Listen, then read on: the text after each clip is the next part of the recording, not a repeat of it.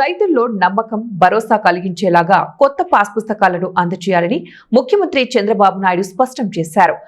తప్పులు లేకుండా రికార్డులను సరిచేసి కొత్త పాస్ పుస్తకాల పంపిణీ జరగాలని ఆదేశించారు. ఈ నెల 2వ తారీఖు నుంచి మొదలైన కొత్త పట్టాదారు పాస్ పుస్తకాల పంపిణీపై మంగళవారం సీఎం చంద్రబాబు సమీక్షించారు.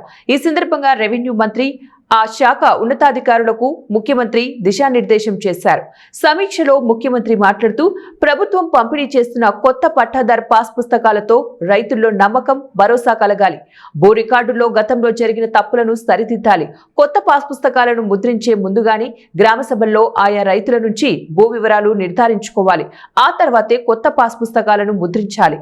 రికార్డులను తారుమారు చేయడానికి ఆస్కారం లేని విధంగా కొత్త పాస్ పుస్తకాలను తీర్చిదిద్దాం. ఎవ్వరూ ట్యాంపరింగ్ చేయకుండా, నకిలీ పాస్ పుస్తకాలు తయారు చేయకుండా పాస్ పుస్తకాలను ముద్రించాలి.